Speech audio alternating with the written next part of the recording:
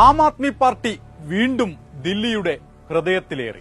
അവിടുത്തെ ജനങ്ങളുടെ ഹൃദയത്തിലേക്കും ഇന്ത്യയുടെ ചരിത്രത്തിലേക്കും ഒരു മനുഷ്യൻ കൂടി നടന്നു കയറുകയാണ്, അരവിന്ദ് കെജ്രിവാൾ.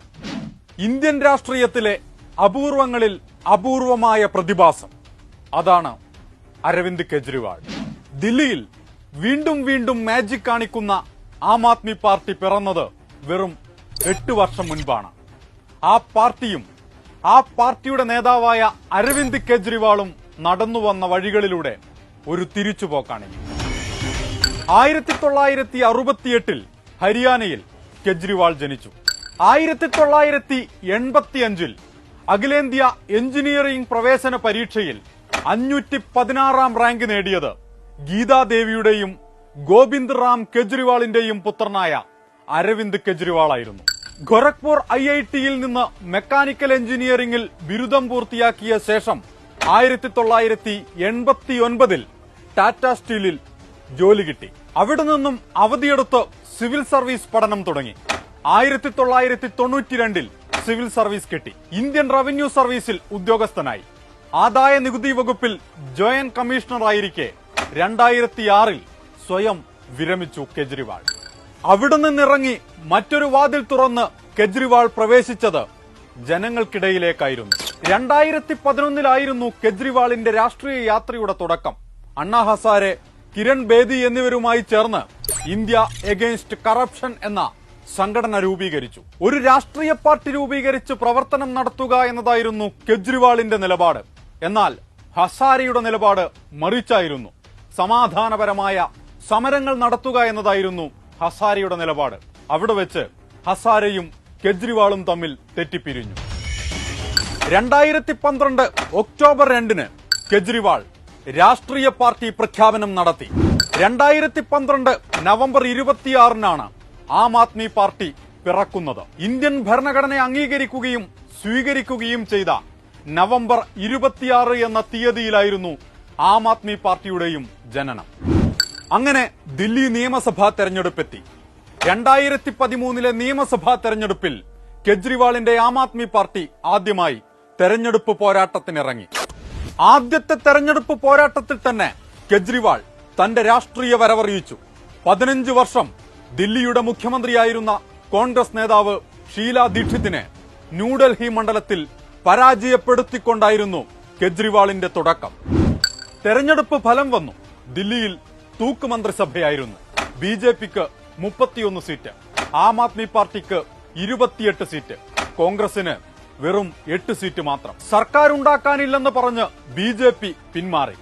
ആം ആദ്മി പാർട്ടിക്ക് കോൺഗ്രസ് പിന്തുണ പ്രഖ്യാപിച്ചു. അങ്ങനെ അരവിന്ദ് കെജ്രിവാൾ ദില്ലിയുടെ മുഖ്യമന്ത്രിയായി. 49 ദിവസത്തിന് ശേഷം മുഖ്യമന്ത്രി പദവിയിൽ നിന്ന് കെജ്രിവാൾ രാജിവെച്ചു. ലോക്പാൽ ബിൽ നടപ്പിലാക്കുന്നതിൽ കോൺഗ്രസും UPA സർക്കാരും വേഗത കാണിക്കുന്നില്ലെന്നാരോപിച്ചായിരുന്നു രാജി. അങ്ങനെ 2014 ലോക്സഭാ തെരഞ്ഞെടുപ്പ് വന്നു.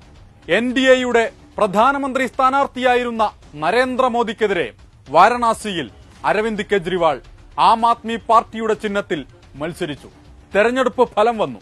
4 ലക്ഷത്തിലധികം വോട്ടുകൾക്ക് കെജ്രിവാൾ നരേന്ദ്രമോദിയോട് പരാജയപ്പെട്ടു. 9 മാസക്കാലത്തെ ഗവർണർ ഭരണത്തിന് ശേഷം നിയമസഭ തെരഞ്ഞെടുപ്പ് കമ്മീഷൻ പിരിച്ചുവിട്ടു. ദില്ലിയിൽ വീണ്ടും നിയമസഭാ തെരഞ്ഞെടുപ്പ് പ്രഖ്യാപിച്ചു. കാഹളമുയർന്നു. 2015 ദില്ലി നിയമസഭാ തെരഞ്ഞെടുപ്പ് ഫലം ഇന്ത്യൻ രാഷ്ട്രീയത്തിലെ, ഇന്ത്യൻ ജനാധിപത്യത്തിലെ പുതിയൊരു സൂര്യോദയത്തിന്റേതു കൂടിയായിരുന്നു. 70-ൽ 67 സീറ്റുകളും നേടി ആം ആദ്മി പാർട്ടി ചരിത്രം കുറിച്ചു. കെജ്രിവാൾ ദില്ലിയുടെ മുഖ്യമന്ത്രിയായി. 3.5 പതിറ്റാണ്ടോളം ദില്ലി ഭരിച്ച കോൺഗ്രസ് സംപൂജ്യരായി. BJPക്ക് 3 സീറ്റ് കിട്ടി. വാഗ്ദാനങ്ങൾ നൽകിയ തെരഞ്ഞെടുപ്പ് പ്രകടന പത്രിക പൂട്ടിക്കെട്ടി അലമാരയിൽ വയ്ക്കുകയായിരുന്നില്ല കെജ്രിവാളും സംഘവും ചെയ്തത്. ഓരോന്നായി നടപ്പിലാക്കുകയായിരുന്നു. അതുകൊണ്ടാണ് കെജ്രിവാൾ വീണ്ടും ദില്ലിയുടെ മുഖ്യമന്ത്രിയാകുന്നത്.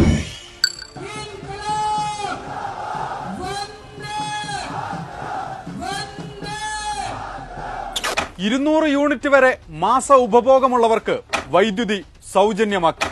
31 ലക്ഷം പേർക്കാണ് ഈ സൗജന്യം ലഭിക്കുന്നത്.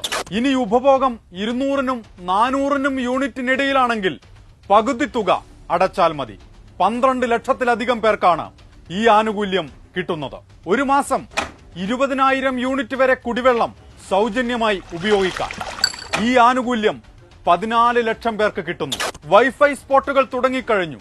11,000 ഹോട്ട്സ്പോട്ടുകൾ തുടങ്ങാനാണ് തീരുമാനിച്ചിരിക്കുന്നത്. 60 വയസ്സിന് മുകളിലുള്ളവർക്ക് തീർത്ഥാടന കേന്ദ്രങ്ങളിൽ 3 ദിവസം സൗജന്യമായി സർക്കാർ ചെലവിൽ സന്ദർശിക്കാം. 3 പകലും 2 രാത്രിയുമാണ് ഈ യാത്ര. 77,000 പേരാണ് ഈ ആനുകൂല്യം അനുഭവിക്കുന്നത്.